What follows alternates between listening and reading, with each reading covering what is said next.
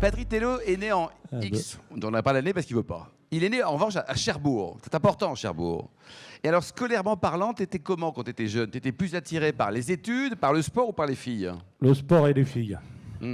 Et pourtant, t'es marié avec la même depuis 50 ans.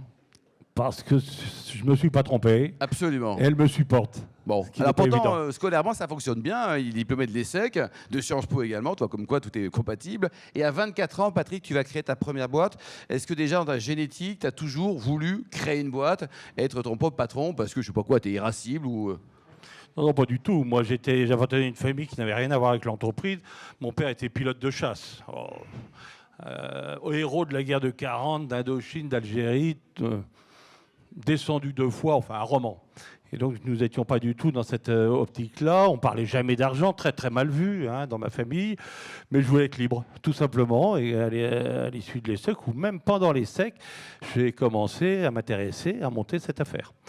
Et comme je n'avais pas d'argent, c'est pas dans la carrière des armes qu'on fait fortune, nous étions 6 frères et sœurs, eh bien j'ai vendu ce que j'avais. Et j'avais 2 choses, je pensais que j'avais rien, mais j'avais quand même 2 choses, des diplômes que tu viens de rappeler, et ensuite des valeurs et une bonne éducation. Et quand on va voir un banquier, ces 2 choses-là, à 23 ans, même 24 ans, ça sert, et ça arrive à convaincre un banquier de vous prêter un peu d'argent. Voilà comment ça s'est passé. Je suis parti de zéro. Ton premier job, c'était quoi? De l'intérim dans les maisons de luxe, c'est ça, Patrick? Oui, parce que j'avais un copain qui était l'héritier de la maison Jean Patou, les anciens, vous en souviendrez.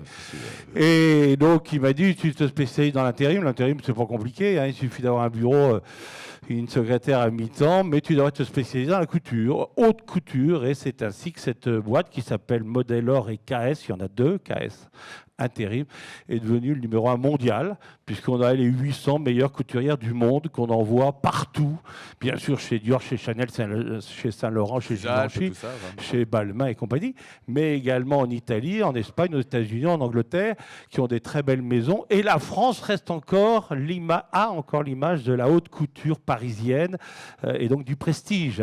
On a ces fameuses petites mains, vous savez, qui montrent ces modèles que l'on voit sortir aujourd'hui dans les journaux et qui sont des véritables œuvres d'art. Une robe de haute couture, c'est entre 120 et 180 000 euros en fonction du nombre de pierreries qu'il y a là-dessus, ou de broderies, mais c'est un très très bon métier. J'ai gardé cette activité. Alors aujourd'hui, donc, le groupe, c'est 1,3 milliard d'euros de chiffre d'affaires, 35 000 collaborateurs, une présence dans 30 pays, des marques différentes, Patrick, et des métiers différents. Oui, écoutez, c'est toujours pareil. Moi, je ne suis pas ingénieur, je n'avais pas d'argent pour investir dans des machines. Par conséquent, je me suis lancé dans le service. Alors, le service, ça a commencé par un intérim, tu le rappelais. Ensuite, j'ai senti l'importance de l'outsourcing, comme disent les Anglais, ou l'externalisation des services. Et on s'est spécialisé dans l'accueil, sous la marque Charleston, Phone Régie, Maola, où on est devenu le numéro 1 français et européen. Aujourd'hui, avec à peu près 150 millions d'euros de chiffre d'affaires. Et ça nous a donné une très belle image, parce que l'accueil, c'est tout de même un peu glamour. C'est pas pareil que de faire de la propreté, c'est un autre métier. J'espère qu'il n'y a pas d'entreprise de propreté ici, même si c'est un très beau métier également et très utile. Donc voilà, je me suis lancé là-dedans. Tout ça, c'est des créations, from scratch. Donc, une originalité, si tu me permets, Alain. D'abord, j'ai jamais signé de contrat de travail de ma vie.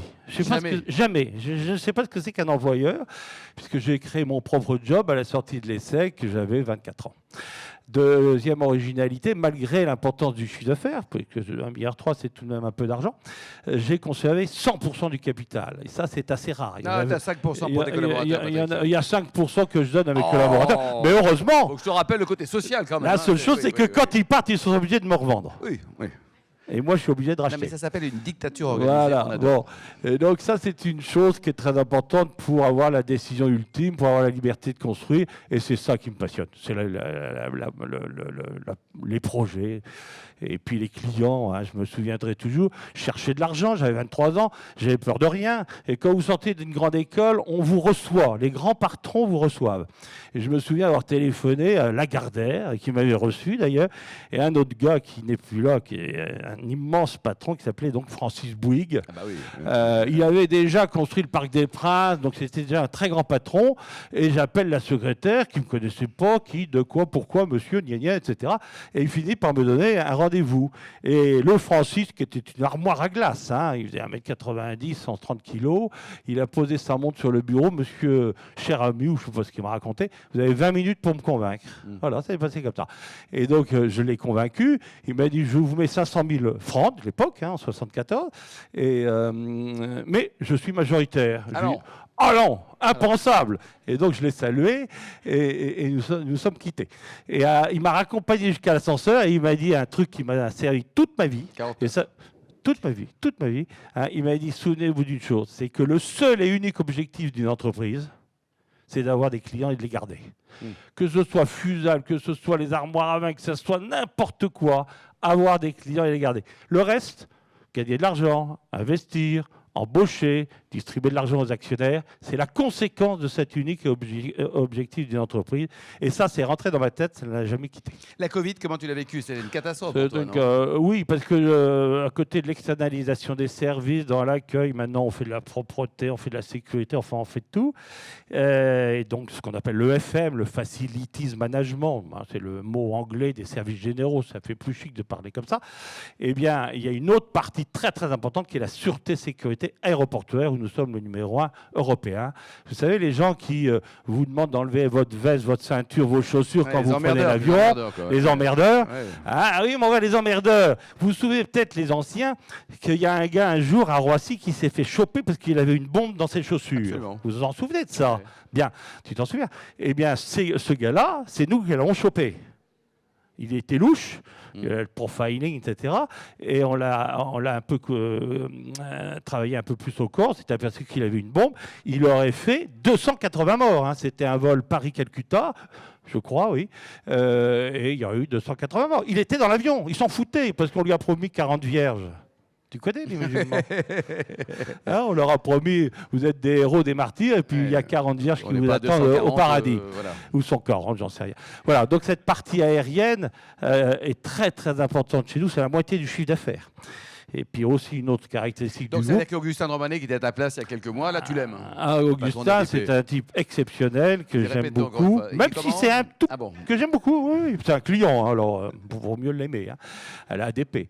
Mais c'est un homme remarquable, simplement. Il s'est un peu planté sur l'appréciation du redémarrage de l'aérien. Il parlait des années 25-26.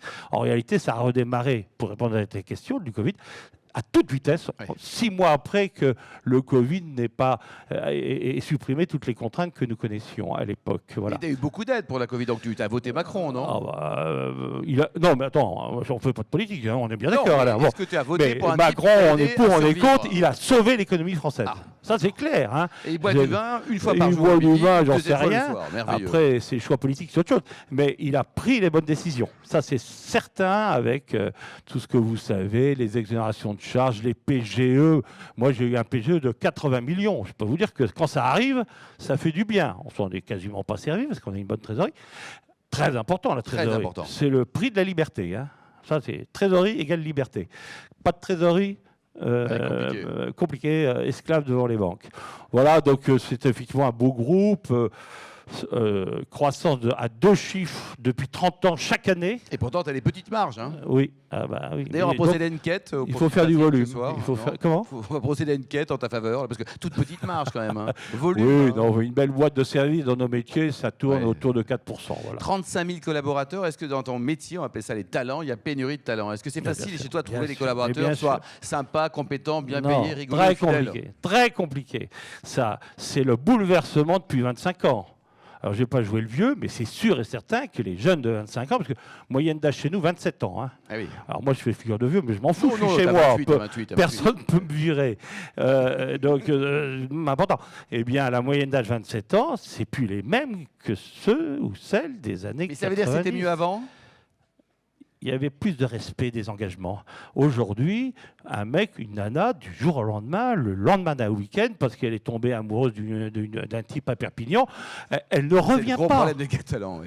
Non, mais elle ne revient pas. Elle ne respecte pas le préavis, elle n'en a rien à foutre, elle disparaît, elle écrit même pas une lettre. Et donc, vous savez que la loi française fait que vous êtes obligé de licencier. faute grave, abandon de poste. Et c'est ce qu'elle attend. Ou il attend, faisons pas de sexisme. Il attend, c'est-à-dire d'être licencié, par conséquent de toucher le chômage, et la roue redémarre. Non, c'est un vrai problème de motiver les jeunes aujourd'hui, parce qu'on les paye plutôt pas mal. Je veux dire, les jeunes, une hôtesse chez nous, ou un agent de sûreté, il est à le SMIC plus 30%. Oui. À 25 ans, c'est pas mal. Hein. Enfin, Sophie Nord, dans 10 ans, c'est quoi? Tu as vendu LVMH avec Non, j'ai rien vendu du tout. Et j'ai convoqué mes 5 enfants, parce que tu avais dit, mais effectivement, j'ai la même femme. On a 5 enfants, 5 mariés, 14 petits-enfants. Voilà. 14 petits-enfants. Et donc, j'ai convoqué mes 5 enfants très solennellement il y a 10 ans. Je les ai mis autour de la table de conseil d'administration. Il y avait ma femme à ma droite, mon conseiller à ma gauche, tous les CAC, les experts comptables, les notaires à gauche. Et puis mes enfants sur le côté droit. Et je leur ai dit, vous allez voir ce que c'est que le groupe. Et vous avez 1 mois pour répondre à ma question toute simple. Soit je vends. Parce que quand on arrive à 60 ans passés, on se pose cette question-là, naturellement. Hein, pour 35 000 personnes, on ne les envoie pas comme ça au tapis. Soit je vends et vous êtes des héritiers sans mérite et sans talent. Donc je chargeais la mule. Hein. Il n'a pas du tout influencé la réflexion. Je leur ai dit ça. Je leur ai dit ça, mais très sérieusement, hein, et en plein accord avec votre maman. Vous avez le choix. Vous serez à l'abri du besoin jusqu'à la fin de vos jours. Et si vous ne faites pas de conneries, vos enfants également, mes petits-enfants. Soit, deuxième solution, vous prenez la suite de votre père et vous continuez l'aventure. Vous avez 1 mois jour pour jour pour me donner la réponse. 1 mois jour pour jour, l'aînée, qui est une fille, est venue me dire papa, nous reprenons derrière toi.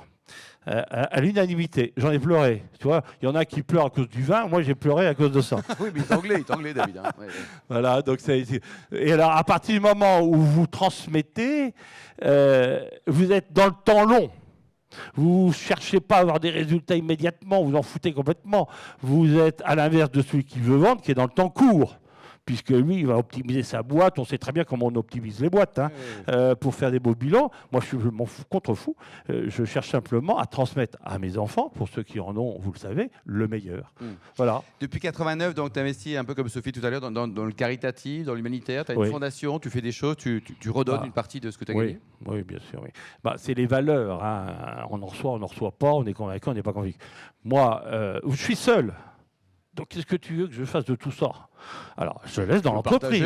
On peut partager, mais je le laisse dans l'entreprise, parce que c'est avec ça que je rachète des affaires. C'est la croissance, elle est organique, c'est la plus belle, puisque c'est celle qu'on fait à sa main et elle ne coûte rien. Et puis la croissance externe, en rachetant des entreprises et en prenant des risques qu'on viendra d'ouvrir en Saoudi. Ah oui. Saoudi, t'as racheté une boîte? Riyad. Oui. Non, pas du tout. J'ai créé une filiale. Pourquoi? Parce que je suis convaincu que ce pays va exploser dans les 20 ans qui viennent. Parce que l'espèce de MBS, qui est un fou furieux politiquement parlant, hein. Bon, enfin, il n'y a pas de représentant de l'Arabie. Non, par contre, il regarde nos vidéos chaque week-end. Fais gaffe à ta boîte là-bas parce que. Donc c'est sûr que ses adversaires politiques, pas bon pour eux. Mais lui, il a 40 ans, il a la double culture européenne et saoudienne. Il va être au pouvoir pendant 40 ans, il va ouvrir totalement son pays. Donc il faut être là. Alors, je reviens à ta question concernant la... oui, le mécénat. Moi, je créé en 89, donc vous voyez, ça fait 35 ans. Hein. Donc une association qui s'appelle Enfance et Nature. Pourquoi avant les écolos, hein, Nature, hein, en 89. Je suis outré parce qu'on peut faire de mal aux enfants. Il y a 2 moments dans la vie d'un homme ou d'une femme où on est fragile, c'est le très jeune âge ou le très grand âge. Le grand âge, c'est moi mon truc. Mais le jeune âge, ça me scandalise. D'abuser d'un enfant, c'est pas possible. Et donc, cette association a comme vocation de protéger l'enfance au milieu de son milieu naturel.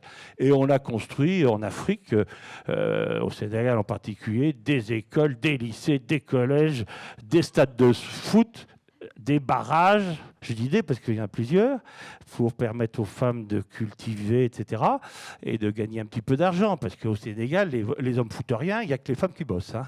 Bon. Il n'y a pas que là-bas. Il y a pas... Voilà. Et donc, j'ai même construit, mais ça, chacun son truc, hein, une église considérée comme la plus belle de l'Afrique de l'Ouest. T'es catholique, toi? Oui, je ne pense pas y à l'église, hein, ni à la messe, mais oui, bien sûr, c'est mon éducation. 12 ans de jazz. Hein. Et quand même. Ça marque. Hein. Ouais. Voilà, donc oui, cette activité me prend un tiers de mon temps et ça me passionne. Donc l'argent vient d'où? Il vient du groupe. Mais comme je suis seul, je décide ce que je veux. Ah oui. Et donc quand on fait une belle année, je verse 1 million d'euros, 2 millions d'euros à cette association qui finance des projets partout dans le monde. Voilà, qui donc ça me candidate, et puis après vous choisissez quelques projets en fonction des sous disponibles, quoi, c'est ça? Et Voilà, vous les accompagnez, quoi. absolument. Et alors côté vin, il paraît que tu as failli acheter un vignoble. Là. Ça c'est la mode, hein, dès que tu es un peu riche. Oui, alors j'ai eu un jour un associé qui bricolait, qui foutait rien. Il passait sa vie au racing à courir les filles. Alors, bon, c'est bien. Des gens très bien qui viennent du racing. Oui, parfois on voit bien. Non, mais aussi. Et donc, je lui rachète ses parts, enfin peu importe. Et avec cet argent-là, un jour, il vient me voir, on s'est quitté en très bon terme. Il me dit, écoute, j'ai un vignoble, topissime. Ouais. Tu veux te mettre de l'argent? Je lui dis, non. T'es pas pro, je suis pas pro, on va se planter. Il était où le Bordeaux? Et c'était un médoc, un cru bourgeois, qui s'appelle le château Charmaille, qui est assez connu parce qu'il a acquis le niveau excellence. Vous savez, exceptionnel, exactement. Après, tout ça, ça peut se discuter aussi. Mais bon. Voilà, bon, peu importe. Et donc, effectivement, il a réussi, alors que ça m'est passé toi, sous ton coup de cœur, c'est Linge-Bage. Hein, Pauillac, Linge-Bage. C'est le top. Kirvan ou Linge-Bage. Pour moi, hein, mais à chacun son truc. Hein. Ouais. Et ils sont encore abordables. Linge-Bage, c'est abordable. Mais, et ton meilleur souvenir de restaurant, de gastronomie, il y a un chef qui t'a ému, ou je sais pas quoi, ta femme, tes enfants, tes petits-enfants, qui t'ont préparé quoi, un truc, le plat qui t'a le plus ému au monde? Patrick Tello. Écoute, j'ai déjeuné tout à l'heure au Gabriel. Tu connais ce truc-là? Avenue Gabriel. Avenue Gabriel. Ah oui, excellent, ils ont 2 macarons en plus. Hein. C'est l'ancienne réserve. C'est celui qui est devant Laurent. Absolument. Voilà. C'était l'ancienne résidence Maxime qui appartenait à M. Cardin. Franchement, remarquable. Ouais, exceptionnel. Ils m'ont servi un Bourgogne Nuit Saint-Georges, pas connu. Ouais, hein, mais top.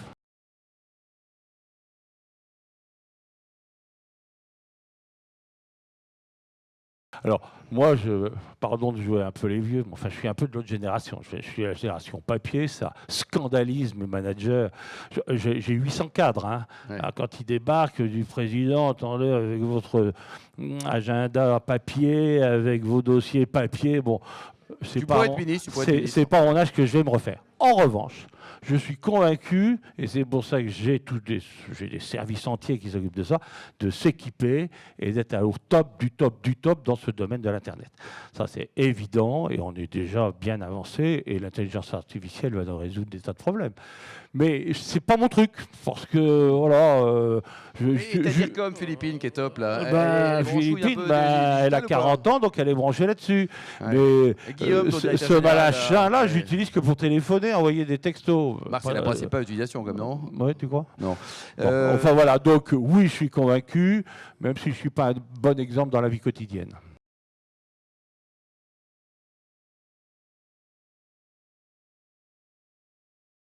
Très bonne question. On instruit par l'exemple. Voilà.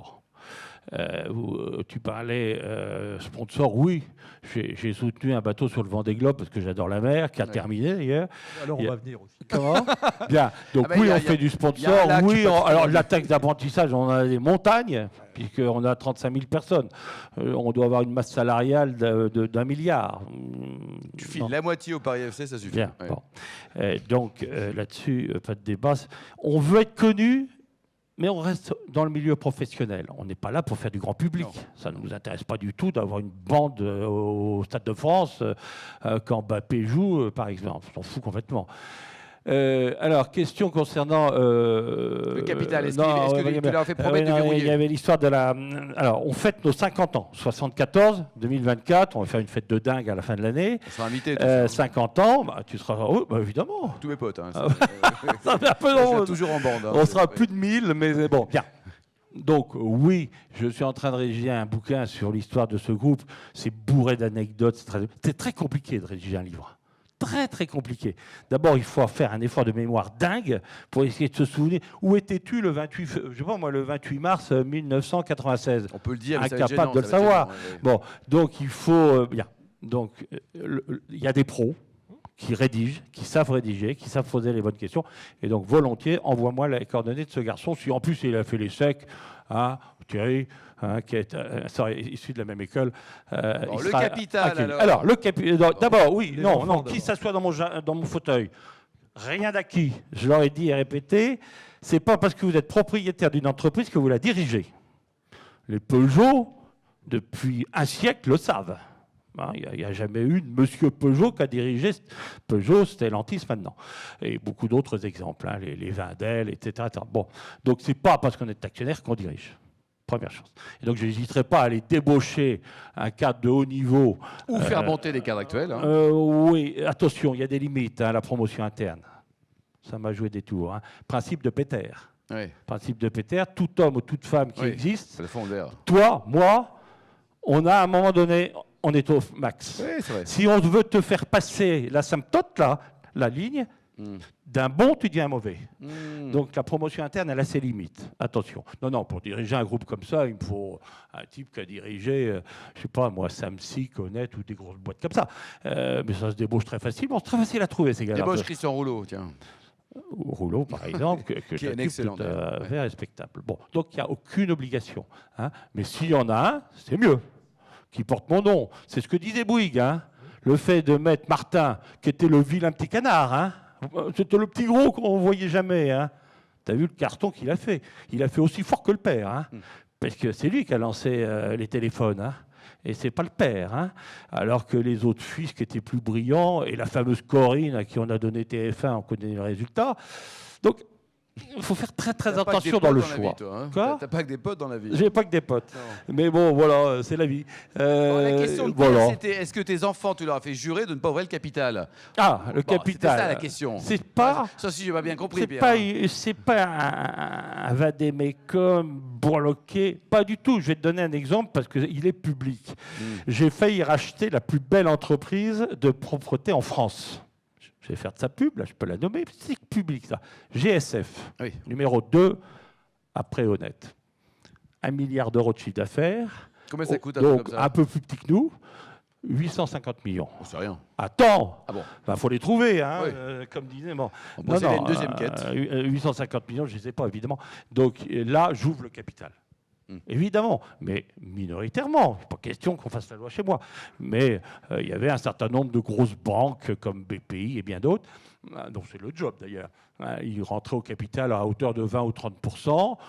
Vous prenez de l'emprunt là-dessus, vous prenez de la mezzanine. Enfin, on avait mobilisé 850 millions. Et puis un connard anglais. Ah, ça va mieux là, parce que d'ailleurs, tu as fait l'apologie des Anglais pendant 3 plombs. Anglais, un fonds anglais. Un patient anglais, c'est ça. Un fonds anglais, que je ne citerai pas, qui a surenchéri. Combien il a payé ? Je crois qu'il a mis 900. Mais déjà, 850, c'était bien payé. Attends, il gagnait 80 millions d'EBITDA. Hein. Ah, quand même, non. Bon, voilà. Donc, alors, Patrick Tello. Ouvrir le capital, il n'y a pas d'obsession dans la fermeture, mais jusqu'à présent, j'ai la paix, je suis chez moi. Et quand est-ce que tu vas te barrer ? De la boîte. Ça, je croyais entendre ma femme qui me dit tous les jours, à ton âge, tu dois te tirer. Non, c'est pas ça que je dis. C'est une question. Est-ce que tu vas continuer 5 ans, 10 ans, 15 ans, tu n'as pas de plan de carrière non. Je suis chez moi, personne ne peut me virer. Alors, j'ai mis en place des Dutreil, évidemment. Hein. Bon, vous connaissez ce truc-là. Mais bon, j'ai toujours gardé 51%. Hein. Parce que même avec mes enfants, on ne sait jamais. Hein. Bon. Patrick Tello, il devait être formidable. Il a été, on applaudit très chaleureusement, Patrick. Bravo, ne change pas, t'es parfait comme mec.